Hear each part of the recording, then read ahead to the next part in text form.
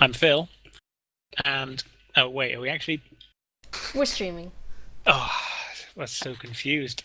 Yes, and we're playing Deathwatch, Yep. and this is session number 2. Over to you, Warren, for the story. Okay, so should I repeat everything I said? Nah. Okay, well, they're looking for an artifact that they've been tasked for by the Omega Vault. It's called the Orb of Saint Aret, which was figured out by your resident psyker Uriel here, who murdered everyone in the last game. So yeah, what they figured out is they need to find a man named Inquisitor Ghent, sorry, and he's currently in Watch Fortress Ariok. So you're made aware of this immediately because you knew he came earlier. So you'll need to make your way to the Tower of Brass, which is the large sort of central spire at the center of Watch Fortress Ariok, where the Inquisition and its particular members stay inside the fortress. So you guys, obviously, I guess you'll head there first because you already immediately know this man is involved thanks to Uriel, yeah? Okay, so you all head there. So, when you finally make your way to the Tower of Brass, you are received politely but coldly by an inquisitorial aide dressed in an adept's robe. She inquires as to your purpose and is unceasingly polite but clearly disinterested in anything you have to say, until you mention the Omega Vault, at which point she immediately becomes thoroughly differential to you. The woman politely directs you to a receiving antechamber and then sends a servo skull to Inquisitor Carmilius. The room holds several stone benches designed to accommodate Space Marines in power armor, as well as a few better fitted for human physique. A large table fills the central part of the room. Sorry. The adept remains respectful for several minutes, desperately attempting to make small talk with you. She's clearly very nervous, though the tension has less to do with your presence and more to do with disappointing the Inquisitor, as becomes quite obvious to you all. So after a while, you kind of get tired of her presence and you give her a reasonable excuse to leave, even just to fetch you some water or something like that. She demurely exits and then takes off at a dead run to retrieve the Inquisitor. After a few minutes, 2 Inquisitors arrive, Hezekiah Carmilius and the man you presume to be Inquisitor Ghent. They're wearing formal gear, dresses and suits, and do not wear their typical power armor. As the leader of the Inquisition on Watch Fortress Ariok, Hezekiah Carmilius demands immense respect from all of you, to say the least. And she is not the slightest bit,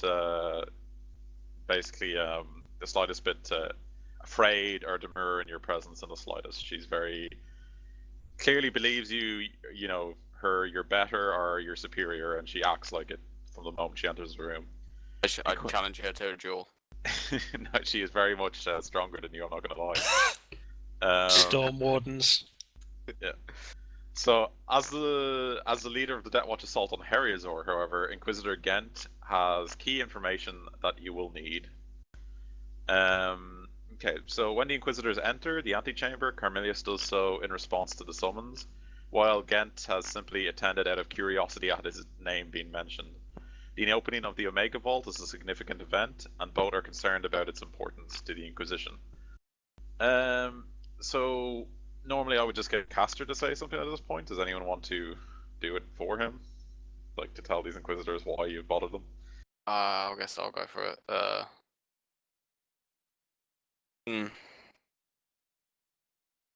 Would they know about the Omega Vault and what it is, or? Oh yeah, they know what it is. Yeah. Okay, I'll just simply be like, my lords, the Omega Vault is opened and it talks of, what's the object called? Well, it talks of an artifact lost world, which is now forbidden. Actually, I guess I'll just read them what fucking the note says, because I guess we all memorized it, right? Yeah. Well, I mean, did you actually read it? Yeah, I haven't got it right. Just reading it right now, so. Okay, well, yeah, you can tell them about Herisor and Yeah. everything else. Okay, right.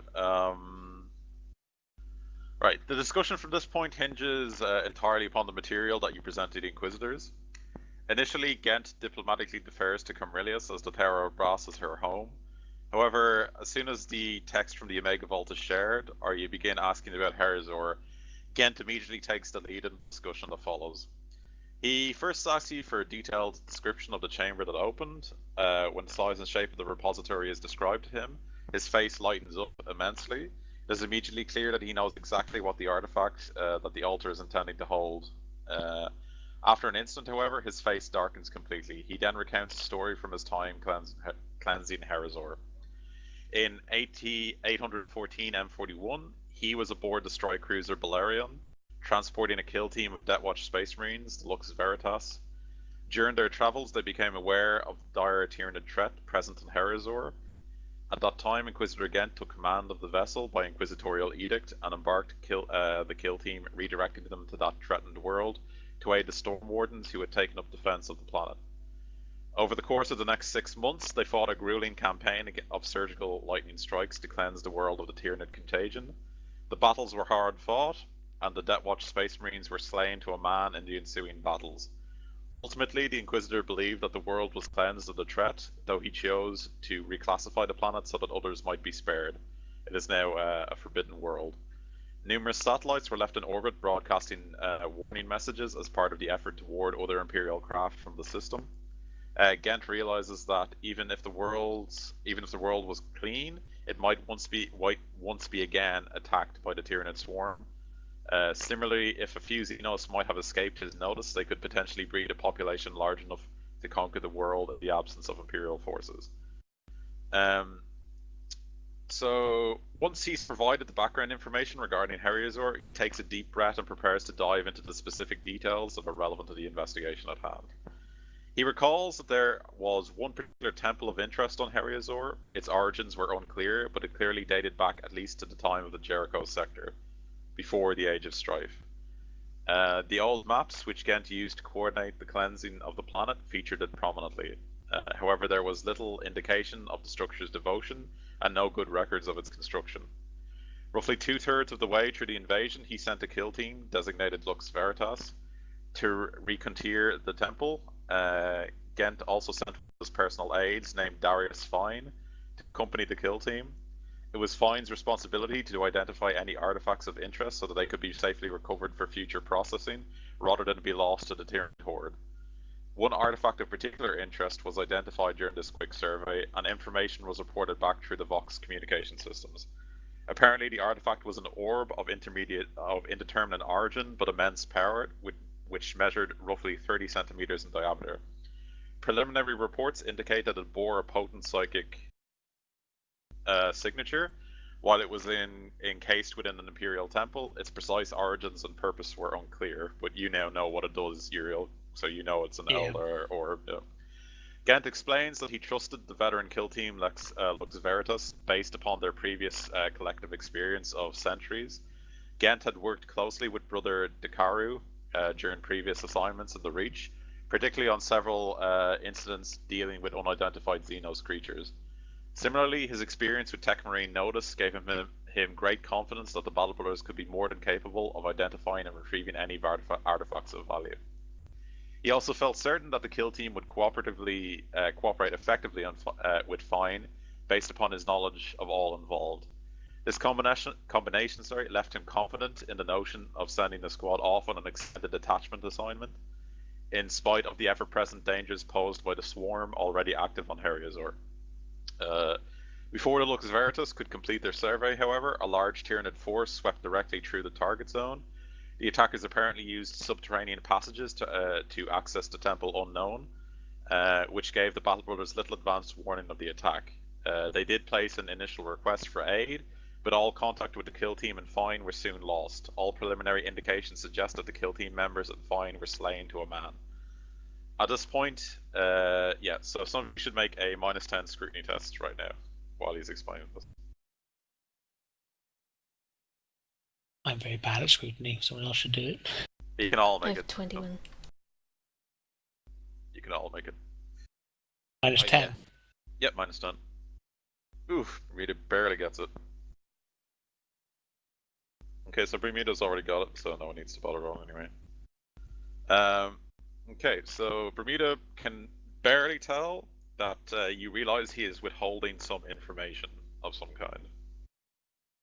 So do you want to press him to tell the truth because he's clearly holding back something? Yes, I will do it in a polite but forceful way. Okay.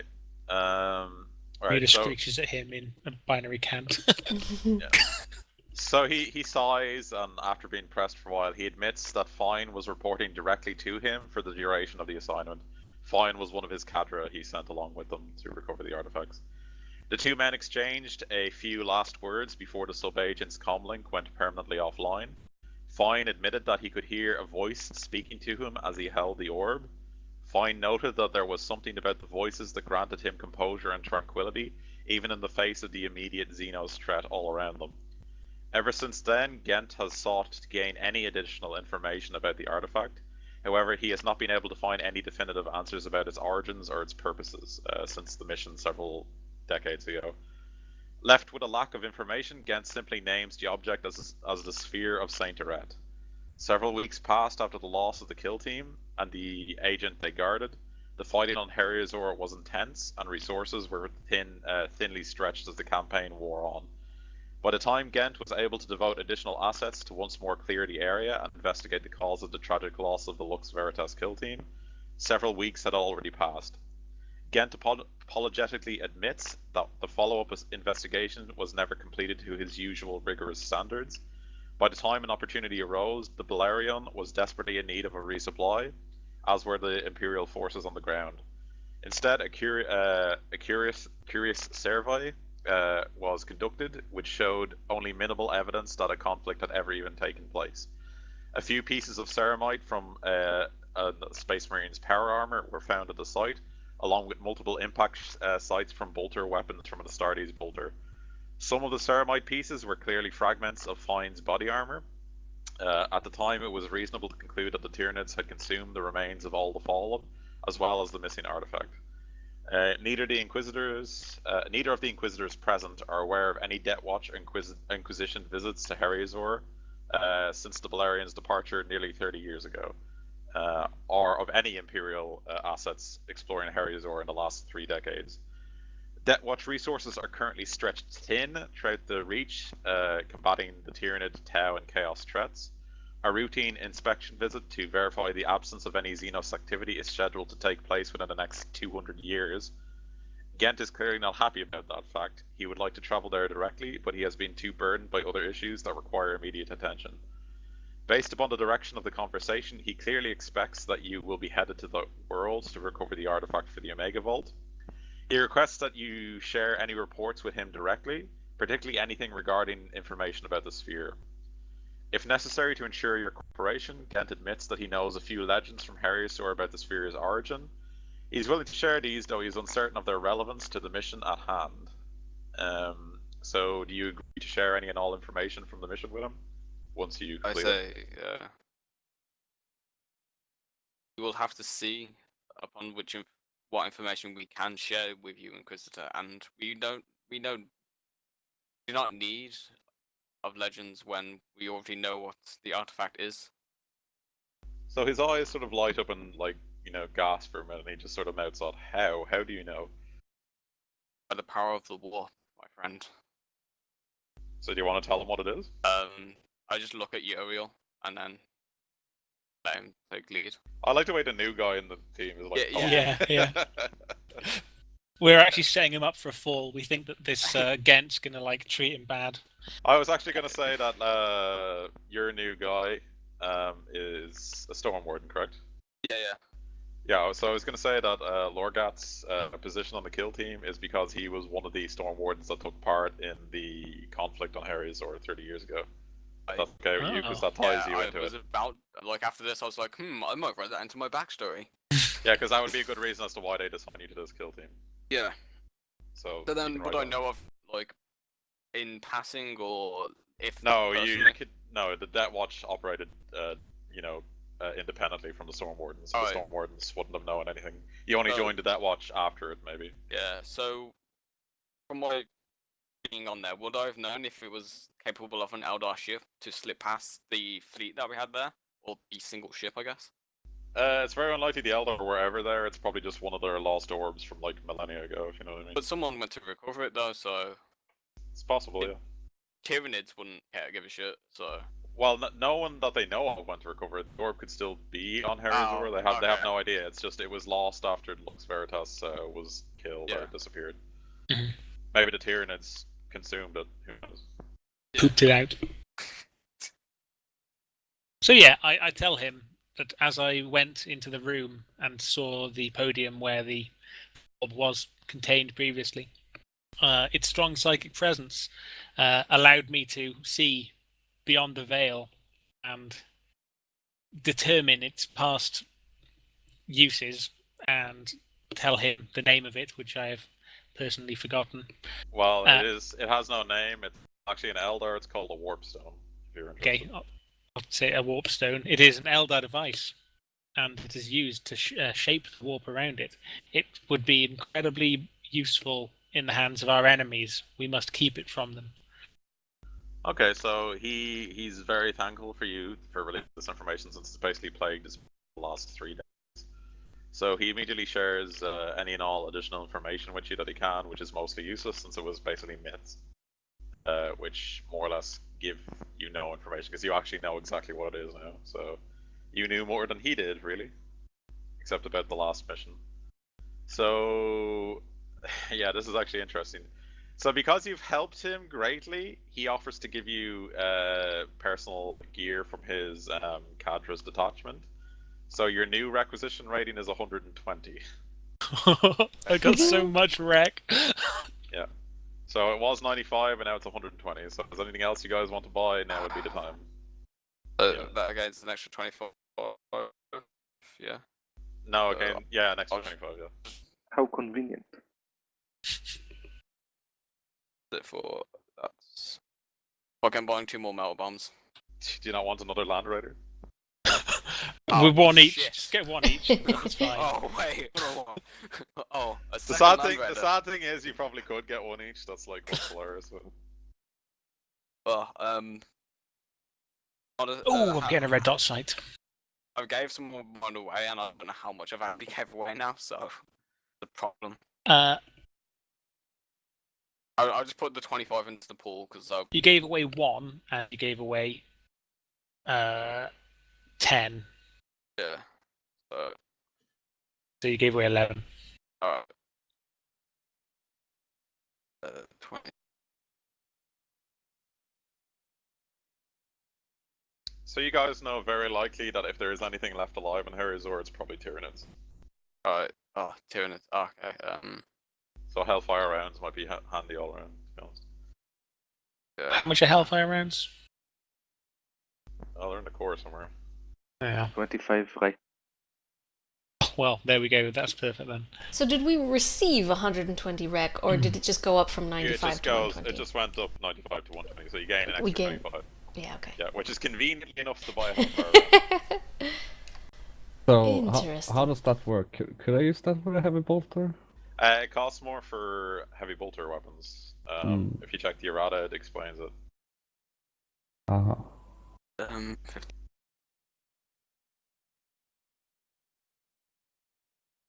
Would incendiary guards have an extra effect on Tyranids, or like? Well, I don't know if it says it, it does, but if it doesn't, it doesn't.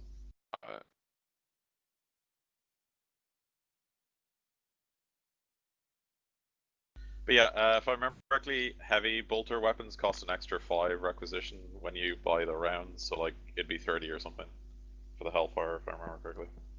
And pistols cost 5 less. So if you were getting Hellfire rounds for a pistol, it's only 20. If it's for a basic weapon, it's 25. For a heavy weapon, it's 30 for a round of, or for a clip of, you know, Hellfire weapons. Well, a clip for a heavy bolter, I mean... Yeah, so that's 30 if you want to do So that. wait, what's it called, pistol? You can get a fire selector and like change munition types instantaneously. Cool. So Oh, like- does that work on heavy bolters? I yeah, thought- it works. It works. I thought it didn't. It works on everything. Really? Pretty Oh, a sure. bolter is a pistol, right? No. It don't- There's it says- there's a bolt pistol and a bolter is a Oh. basic weapon. Okay. It says basic weapons on it. Let me see. What page is it? 158. I think TeamSpeak spoke now. 158, he said. I think it's just you, because it was fine for me. What did you say? 128? 58. 58. Everyone sounded normal to me. Yeah. 158 in the PDF or what? Yeah. Yeah, the core, or is it errated or something? Where is... So 158 actual PDF or 158 in the page? PDF. So Yeah. 157 then in the actual page. Fire selector. Well, upgrades bolt or solid projectile pistols or bolt or solid project basic weapons. And I a think heavy bolter is not I'm pretty sure they errated it because I know you can actually in fact do it. Oh, on okay. anything. Well, I should have had that all along then. Yeah, I'm positive they errated it. Hmm. So when we get Hellfire rounds, is that just like no amount, or is it a set? What a bit? It's when you buy Hellfire rounds, it's the clip size of the weapon you're buying it for. Okay, all right. So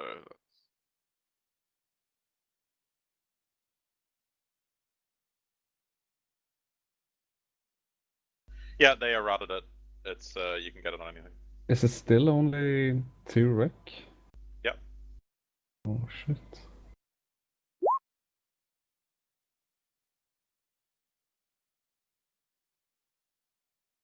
So just before you guys go, you need to choose a leader and an ode.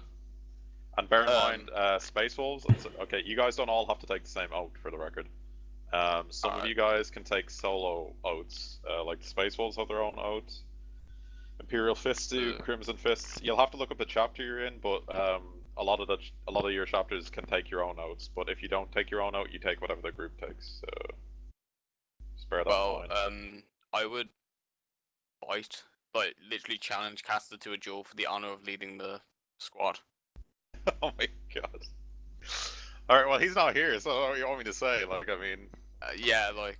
I don't know, would the rest of the kill team be okay with the guy who's like led you through 3 grueling campaigns, bejeweled by this newcomer dude who's barely joined the Deathwatch? I mean, let's be honest now.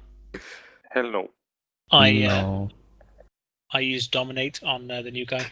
I Well, don't. just joined the new school and just getting bullied already. God. Well, I mean, do you not see how that's a bit like a dick move? Yeah, slightly. I know, but he's used to getting his way, man. By the way, does anyone have any rec over? Yeah, I got 9 in full. Oh, great, because I need 8 for Hellfire rounds. If I see that they have utmost respect for Castor, then I would, then I guess I wouldn't challenge him to a duel. He's commanded them for like 3 years or something. Oh, okay. So okay, yeah. then maybe next time. And I would take the Oath of Final Duel. It's a Storm Warden one. Yeah, you can take your own personal one, so if you take that one, then only you have that one. Okay. What page are we kind of looking at for those? Well, there's the normal out ones, and then there's specific ones to your chapter. Ultramarine, where like those would be. I don't know if the It's Ultramarine so have bad any Under looking. the chapter, I think, if there is any. Let me let me have a look. Honor the chapter, yeah. Yeah. Oh, it's like the first chapter. Does not look like it. Actually, I'll be in first founding as well, because I think because I know Honor the chapter has Storm Wardens of the other ones that are in core, so.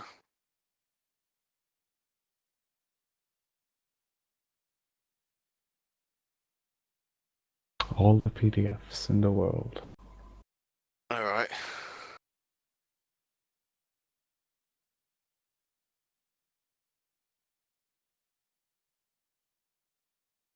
Okay, no, sorry, yours are in first founding. Yeah, Leafy, you get Oath of Duty. It's on page 75 PDF.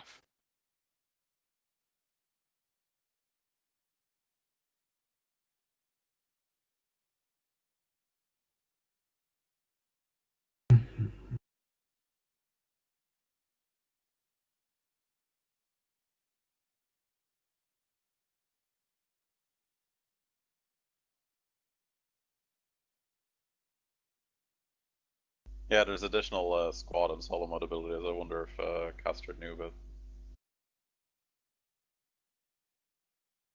There's more than one squad mode ability, isn't it? It's like 4 more. Oh, there's loads. Like, yeah. Yeah.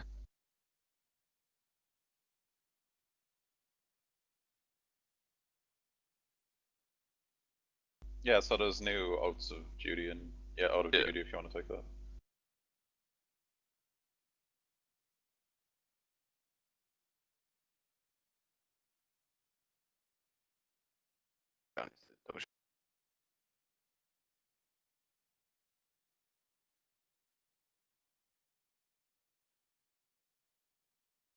So it offers no bonuses except it gives you 4 squad mode abilities instead of 3.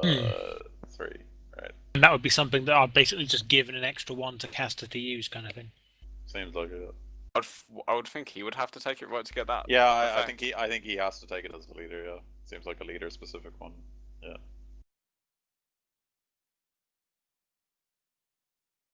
So are we making Castor the leader again then, even though he's not here?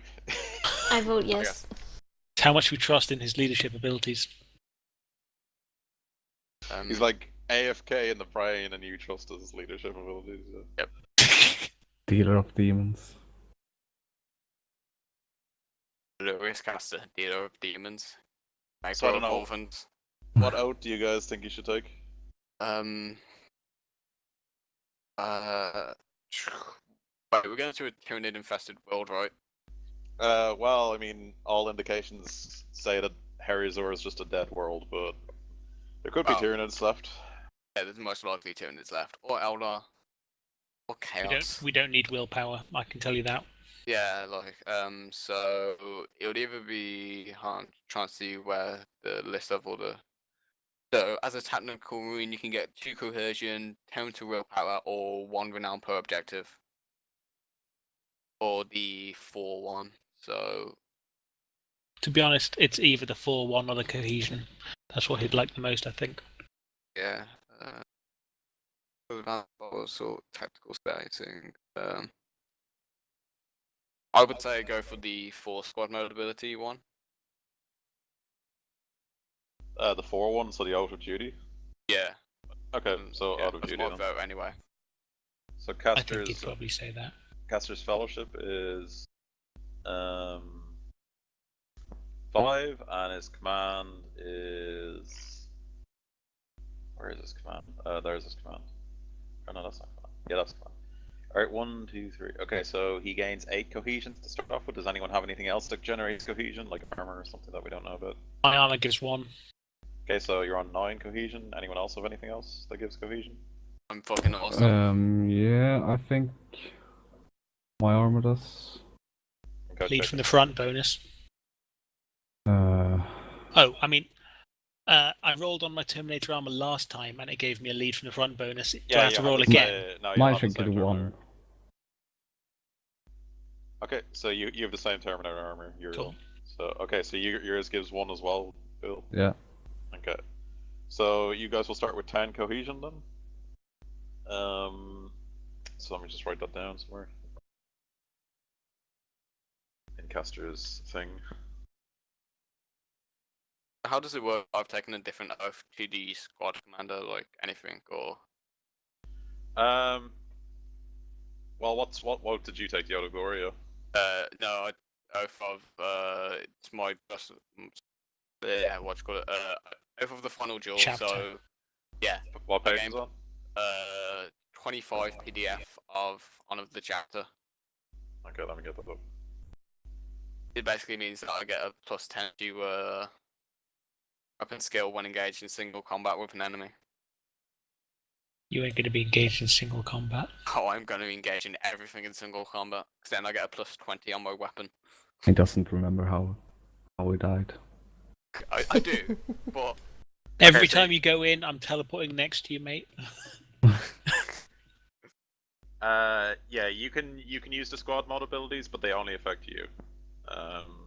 But everything else is for you as well. Okay. so wait, I could use those squad mode abilities on myself. Yes, but they affect any for the record, anyone can call squad mode abilities, not just the leader. Oh, okay. Just in case you guys didn't know that, anyone can call squad mode abilities anytime they want on their turn. So you can do Furious Charge, Soak Fire, and Tank Hunter. So note that down yourself because they're the ones that you can give them, but they can't give they can't give it to you, and you can't give the ones from there out to them either. Just remember the ones that you can give them. Okay. Okay, yeah. But that cohesion will get used from the Castor's cohesion pool. Yes, correct. That's a universal pool. Yeah. Alright. Okay, so yeah, So is that the same for like attack patterns? yes. Mm. So I hope Castor is actually like bought the gear he's using this week. Oh, you bought a melted gun this time. I bought Hogan as well. In case. Oh, and he has signature war gear Stormbolter. I think he likes the Stormbolter. Like a stone bottom man. It's like a bottle, but you have two of them. In one.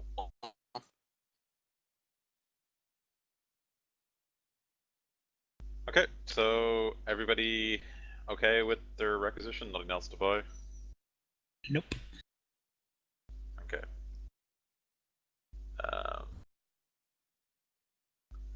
Right, so you guys are given the strike cruiser Noctum Vigilante, or Noctum Vigilate, sorry, as a ship that will take you to Herisor. It is a small strike craft of less than maybe 300 crewmen. It has a very small cargo, which is basically taken up completely by your Land Raider, and the drop ship that's going to take you and the Land Raider down. So let's see. After every matter is settled, the team reports to one of Ariok's many hangars, where you discover that the rapid strike craft, Noctum Vigilate, is waiting. The vessel's commanding officer and navigator stand ready to depart as soon as the kill team is aboard. The trip to Herisor is already plotted, and the ship's crew has already begun preparations for warp transition. You guys are led to pre-prepared quarters designed for Battle Brothers, and as soon as you leave Ariok's gravitational pull, you enter the warp and transition on the way to Herisor. Okay, so the trip from... Yeah, go ahead. In one of these vessels, is it mainly manned by humans and that, or is it Space Marines? Or Saboteurs? It's 99% manned by chapter serfs, the Deathwatch. Oh, okay. And servitors and regular humans. Alright. Okay. By the way, I take the oath for the Space Wolves. Oath of the Wolf King. Okay, so just note down your own things for that. Yeah. Okay. Yeah. Alright, so the trip from Ariok to the Herisor system is largely uneventful. The voyage takes several relative weeks for the ship and its passengers. The warp is unsettled along the journey, and its influence prevents truly restful sleep for all of you. Images of horrific Xenos and unknowable demons haunt your dreams and the dreams of all passengers. In spite of this ongoing distraction, you may use this time to complete any final preparations for your mission. This may include additional reading, tactical drills, or time in meditation, whatever you guys deem necessary. Probably getting to know Lorgat and his ambitious ways, apparently. I challenged the best fighter to a duel, by the way, just saying. Who is the best fighter? Probably Castor, I guess. Or Uriel, maybe? Probably Uriel. Yeah? Yeah, you're better at melee than Castor. Oh, I would have challenged Uriel to a duel then. I exploded guys- with my mind. Does want a duel? I actually want to see this, so yeah, you guys are gonna chill. Cool. So, roll initiative. I would say like choose a weapon of your. Oh wait, that I need to edit that. That should be +5, +6 now actually. So an extra 3. Oh yeah, you're in Terminator armor, aren't you? Yep. Okay, You still would have done ain't, it. you ain't gonna be hitting me. Still would have done it. I say, what are we fighting to, brother? To death, no. Until you say my name. No, I don't know. How about First Blood? First blood? That makes very little sense with your innate speed that you appear to have. Okay then. Third. Okay, third hit, go for it. Okay, 3 hits. Strike at them. Okay, so Is that coming up with 13 for you guys, or? yes. I can see 13 on there. Okay, Yeah. alright. Yeah. Alright. Cool. So Lorgat, it is your turn. Would I Alright, I guess I'll be in charging range, yeah. Well, you can measure it. So Oh, okay, 15, yeah. I'm in charging range without using my jetpack. So I charge you, yeah. Cool. And I will use the solo ability Thunder's Call. Okay, how many times do I have to roll 100? Don't. And let me just find it. Okay, so I gain +10 weapon skill tests against you.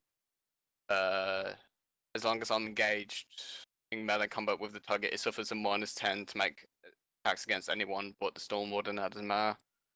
A rank 3 above, dueling means that he may reroll both parry and dodge tests against attacks from the target. Alright. okay, so you Thunder's Column and you charged. Alright, so it's plus Yeah. 10 weapon skill to the charge. My weapon is mastercrafted, Okay. so +20. And did I take the thing that allows me to charge? Yeah, I took Berserk charge as well, so I think that adds an extra 10. Yeah. Yep, so +30. Cool. Hits. Do you want to parry or dodge? I Uriel? Intimidator, so I just gotta do my one. I should Alright. try by starting with my, like, 1d100 thing, my shield. Yes, you can. Yeah. By the way, what are we counting as a hit to actually, like, hit and...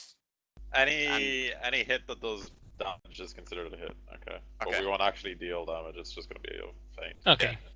Yeah. And then I'm going to try and, like, weapon skill it away. Okay. Parry. Do I get So any bonuses to it or not? Yeah, you have a balanced weapon, don't you? Yes, yes. Yeah, then it's +10. Unless you've skilled parry up somewhere and I don't know about it. Got another +10. Yep. So he parries your weapon. Oh, okay. Yeah. Okay. I explode him with my mind. No, I'm just going to attack him with my sword. Do you have counterattack, Uriel? Not oh, that I know of. No. Okay, so it's Uriel's turn then. Okay, so I push might. No, I'm just going to weapon skill balance, so I get +10 for attacking as well, right? No, it's only for blocking. Oh. Yeah. So you just click. Well, what do you want to do? Do you have lightning? Oh, attack I'm or going to swift half attack, or aim what do it. You don't have lightning or swift attack yet, no. No, I don't have anything like that. Okay, so yeah, if it's a half aim, it's just +10 then. Alright. So it hits it. Parried. Parried. Do you have counterattack? Nope. Okay, so it's your turn again. Alright, I Oh lightning. god. Okay, so lightning attack is done at a -10, so At -10. yeah. I'm trying to think now, just calculating everything. The start is Power Sword is Mastercrafted, so +10. +10 Yeah. for Thunder's Call, +10 for Oath. -10, so 20 +20. Okay, so he hits you 8 times. Or 9 times actually. 1, 2, 3, 4. Wait, he can block them with his shield, so roll 9 D100s. Oh shit, yeah.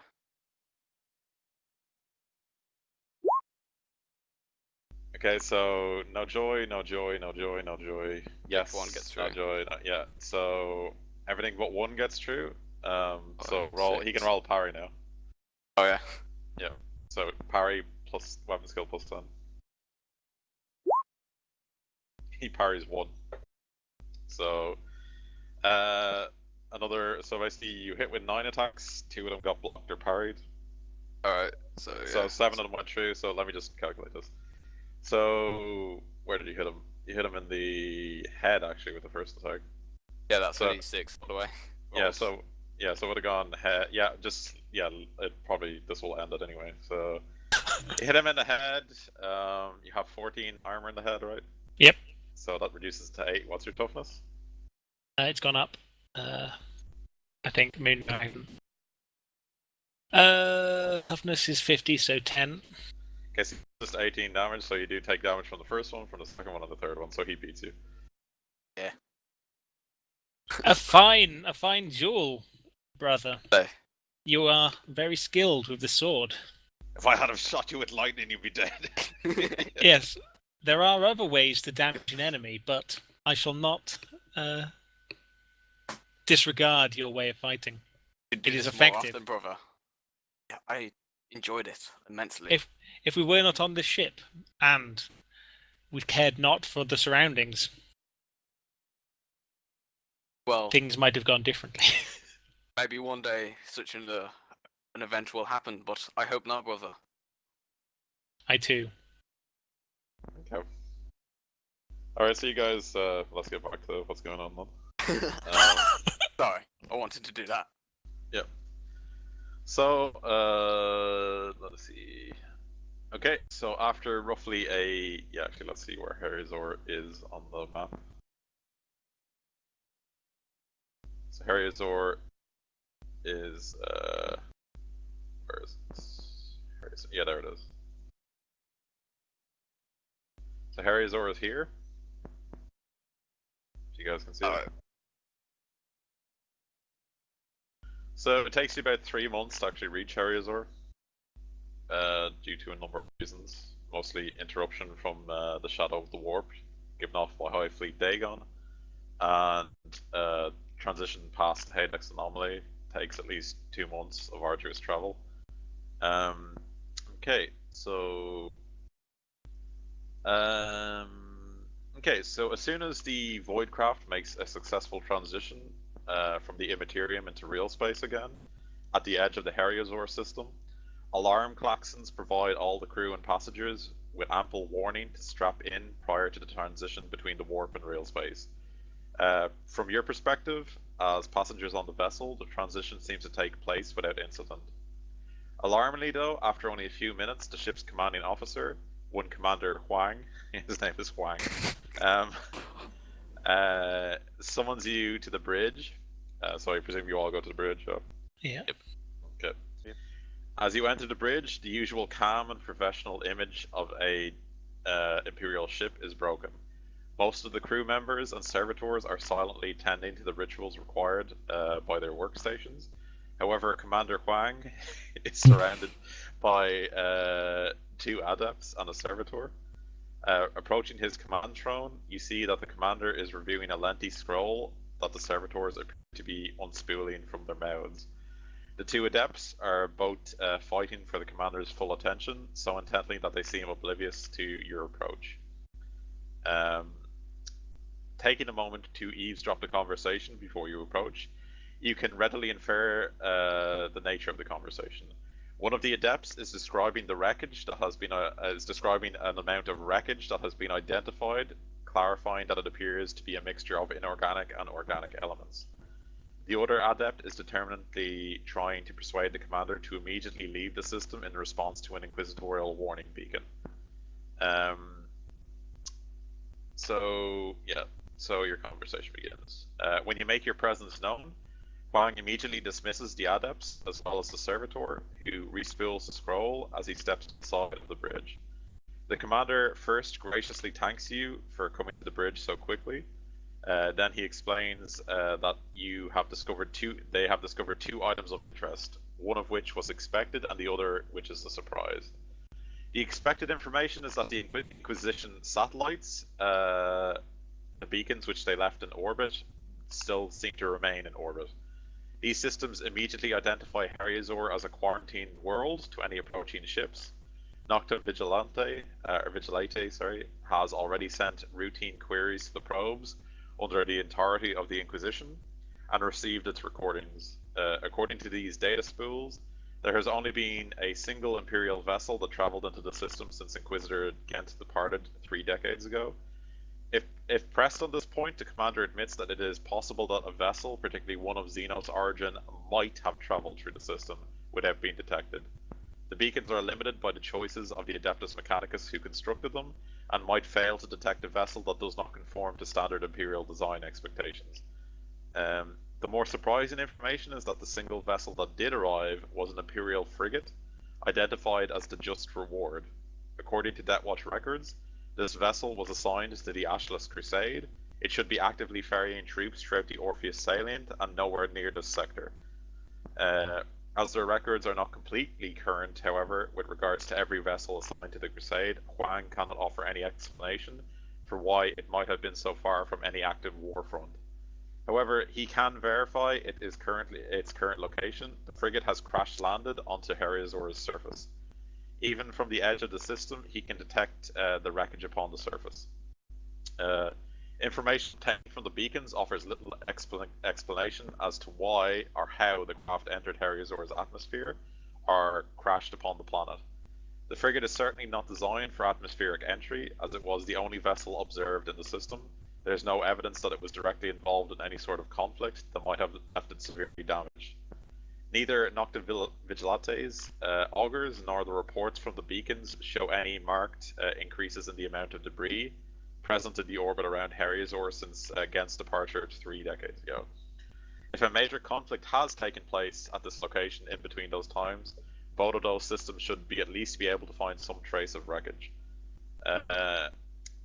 So as you ask, Huang can verify that the Just Reward arrived in the system just over 3 months ago. At its arrival, the vessel only undertook standard automated communications with the Inquisition beacons. It did not attempt to query the satellites for additional information, nor did it provide any evidence for special authorizations granting permission to visit Herisor's surface. The frigate's commanders were canny enough to never maneuver within weapons range of either of the warning beacons. Lastly, Huang can provide you with map coordinates of the frigate's crash site. If you take the time to check, which you have, it has landed only a few miles away from the temple. That is your target location for the expected site of the Orb of Saint Aret. Okay, so let me see. The vessel's crew. Just a sec. The vessel's crew only knows that they need to deliver the kill team to the planet's surface, not your exact landing site. So the commander asks what's to be done now because he's under your command, basically. I say to him, Wang, stop dicking about. We've got to get down there. I guess I question the captain on, like, is the debris that of what you would expect a frigate to make entered on a reorbit?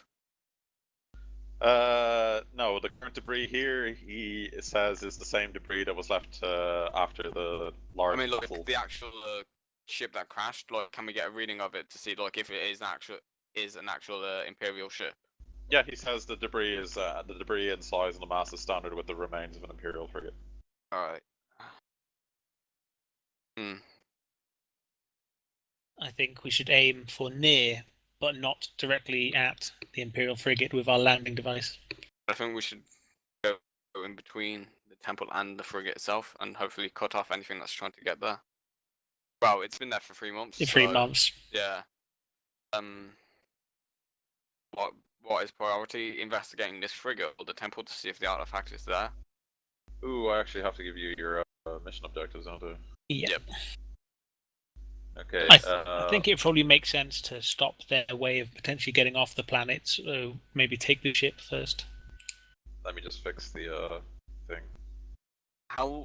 What is our chance of the ship that we're on? Could that engage the frigate and like destroy it, or is it like no chance of that happening? What did you say, sir? Engage Uh, the frigate? No. The frigate's destroyed. Oh, It okay, crash so landed. it can't actually take off again. No, it's a fucking ruin on the planet's surface. Okay, so um, so somehow they managed to pilot it through the navigation beacons, no problem, but crashed it on landing due to it not being able to. It's not meant for the atmospheric entry. Yeah, it's a frigate. Those ships are not designed to land on surfaces. They're pure spacecraft. So Okay. it avoided the beacons for whatever reason, and then crash landed onto the planet. Brothers, I suspect that either Chaos or Eldar have something to do with this. It's definitely fishy, and I want to find out what's going on. So your objectives have been updated, and mission objectives. You guys can look and see what your actual objectives of this mission are. Cool.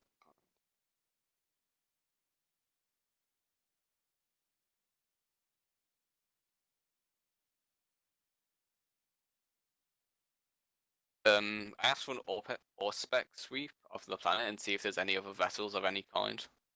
Okay, so Looking Huang, for any Eldar as well. yeah, Huang orders the bridge crew to begin intensive auspex scans. So let me read it for you.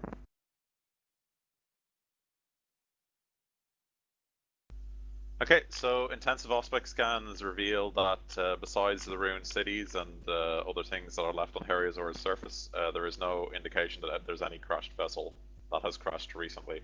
Everything else is like the ruins of small suborbital craft, bombers, fighters, and things that were lost on the siege of Herisor. But there's nothing else. Yeah. So, after all this information has been presented to you, Huang explains that it should take roughly 3 days for the vessel to reach Herisor orbit from the system's edge. He asks if you have any commands for this time. So do you have any commands for the intervening time that it takes you to reach orbit around Herisor?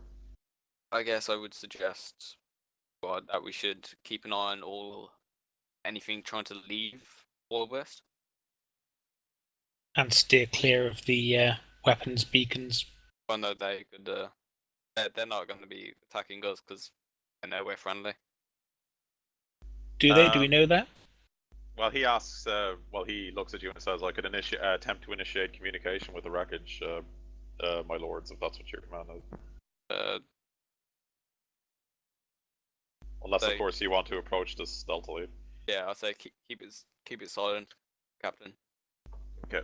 So he also asks whether you would prefer for a rapid strike craft to proceed to Herisor prepare for the rapid strike craft, as in prepare for the Nocturne Vigilate to make all speed at full burn to Herisor, or if you should approach it at silent running, which will increase the time it takes there to reach it to 6 days rather than 3. Yeah.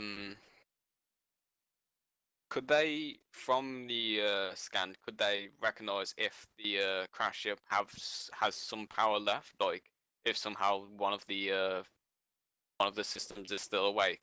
It's they're too far from the edge of the system at long range scanners to detect anything more than the debris on the surface. So if there is anything else, it's impossible to.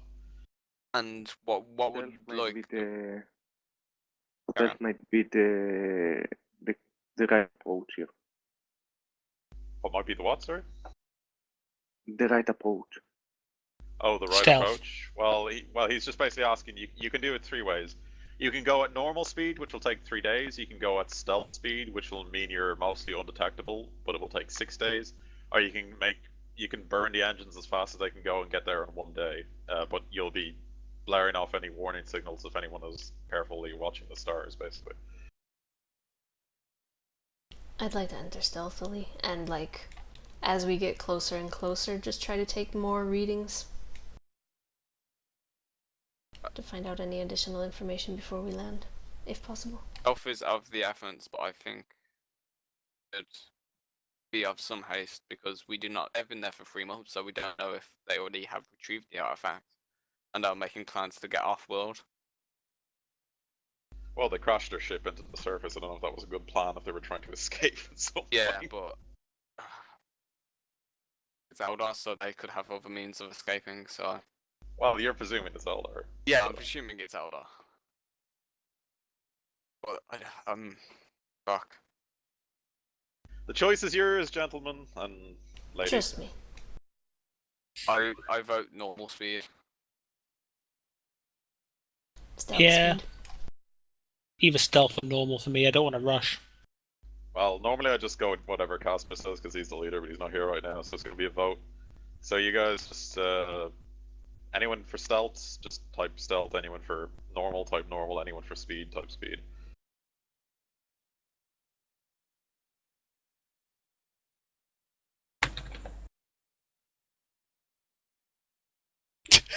God damn it. Sorry. I said I was both. I said I was either. Yeah, well now you have to make a choice.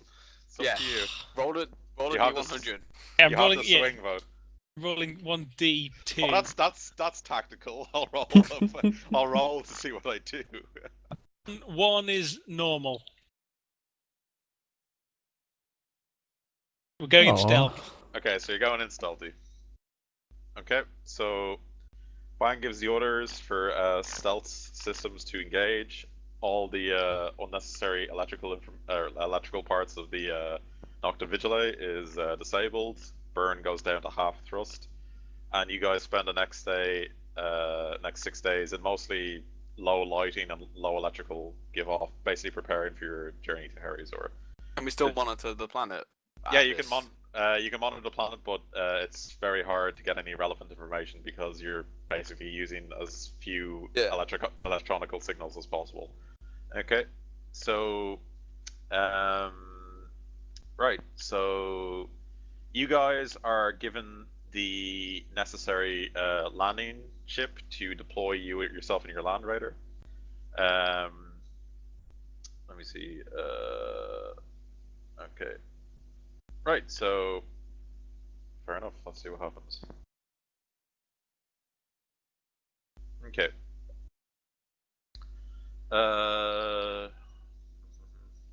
Okay, do you guys have any last minute preparations you want to do, or want to tell me before you depart to Herisor?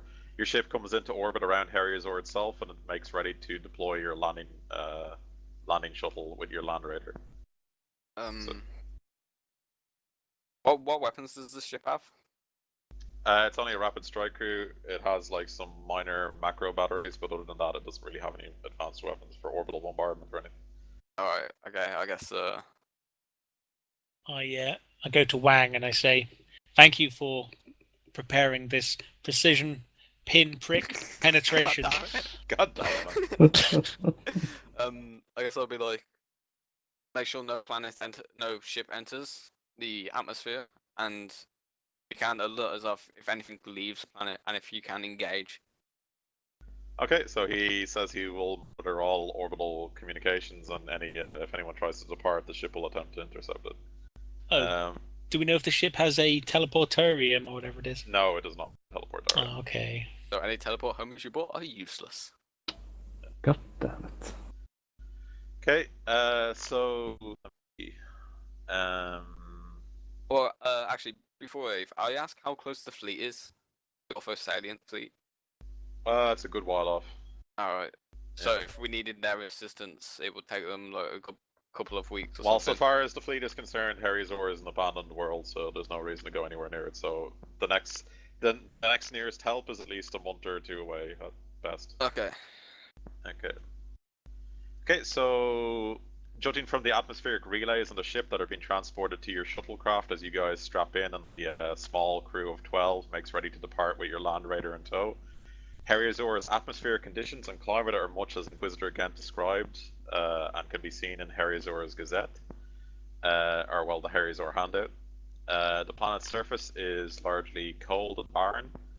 During the early stages of the Tyranid attack, much of the planet's atmosphere and carbon reserves were absorbed prior to the Deathwatch's arrival. While the planet remains habitable, it is far from a desirable environment for human life. You may select your own landing pad at your discretion. So where exactly do you guys intend to land? I guess I'd talk to the squad and be like, we have 2 landing zones that we could choose from. We could either go for the frigate to see if there's anyone still alive or anything on there, or we could just go straight to the temple to see if the artifact is there. I would personally like to go and check out the frigate. Yeah, it's really strange. Well, could say we deploy, say, some of the squad members at the frigate and then take the ship over to the temple. Is it not? You want to split the party? No. No. I'm No. just questioning it. Well, technically you're the newest member of the squad, so I guess you have to defer to the rest of them. Yeah, I'm just usually, coming up with suggestions. usually in squads, when the way it goes in leadership of Space Marines is in this current squad, the next person in command would be the librarian. So technically, Uriel would be in command if Castor's not talking or anything. Oh yeah. So I'm actually just going to defer that Uriel is the post-humorous leader right now. Yeah. So, where do you want to land the ship? We're going land to the right ship, brothers. So do you want to land a few kilometers from the wreckage of the frigate and then deploy the Yes. Land Raider? Yes. Okay. Alright. Okay, so you guys descend. It takes you about 30 minutes to breach the atmospheric course along one of Herisor's continents, and you can see the vast wreckage of the 1.6 kilometers long frigate in front of you. It's a massive wreck, to say the least. And oddly enough, make a awareness test for me, all of you. And it's just flat, because your Space Marine senses don't apply here. Oh yeah. And I'll roll for Castor, I guess. He's going to take it over in combat. Do you want one of us to? Yeah, probably. We're all very do it. aware. I can do it if you guys want to. So none of you notice anything out of on you Ca- about the wreckage? So I can't re-roll them. Well, are you in solo mode to do the reroll thing? Or what is it? It's just space if it's wolf wolf, thing. if it's wolf senses, then yeah, you need to be in solo mode. But yeah, you could technically be in solo mode. So go ahead and reroll it. Come on. No. Oh shit. Nope. Okay, so none of you notice anything out of ordinary from the wreckage. It just looks like a giant destroyed Imperial frigate. Okay, so about 3-4 kilometers or more away from the edge of the wreckage, you guys land and deploy the Land Raider. You embark on it and fire up its machine spirits. And I guess you start trundling off in the direction of the Just Rewards crash site, yes? Yeah, I drop into solo mode, by the way, driving. Okay. So, you guys trundle along for 4 or 5 kilometers to make the distance up, and you guys pop out here. So this is in fact what you see in the distance quite easily with magnoculars. Are these those? Are they... You see a camp of what appears to be Macarian Janissaries. You guys may remember you met some of these guys back on Karlak. When the guys were running around blowing up and orphans were being made by Castor, if you remember. Oh yeah. Yeah. Yeah. This is not the same regiment, but it's the same type of infantry Imperial Guard. They're called the Macarian Janissaries. And these guys appear to be deserters of some kind. Would we just recognize this straight away, or? Well, you see them, but seeing as how they gave no information as why, you have no explanation as to why they're here. They clearly have set up camp for a long time, and they've made no efforts to contact the Imperium. You can safely assume they're deserters of some kind. So you can see them from about a kilometer out through the augers on your Land Raider and the magnoculars on your equipment, and you're well aware they are there. So Ul is here, Sarlacc is there, and Uriel is there. Okay, so you guys are in the Land Raider, you're about a kilometer out, and you see this vast sort of little makeshift village which seems to have been constructed from the scrap metal and the remains of the interior of the Just Reward. And these infantrymen and women are clearly have constructed a temporary sort of settlement, it seems. And they're all huddled around campfires. They've made temporary guard towers with autocannons on the top of them. Alright. And then people guarding the walls. So, what do you guys want to do? I suggest to the team we just roll up, take out the autocannons, and then put lamps to the slaughter. Since we have what did we drop on? It's not a Thunderhawk, right? No, you just dropped on a large-scale lighter, which is basically just a giant shuttle that deploys vehicles. Yeah, it's got no defensive capabilities, right? No, it's purely a air to ground transport or orbital to ground transport. You know what? I'm gonna roll my Sword Doctrine just to see what we should do.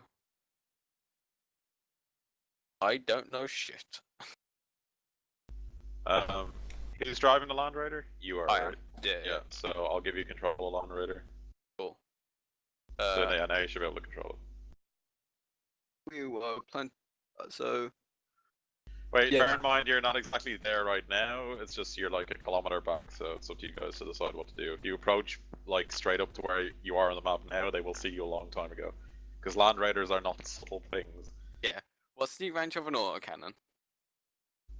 You can. Let me see, what is the range of an autocannon? I think it's like 500, 300 meters. Let me check.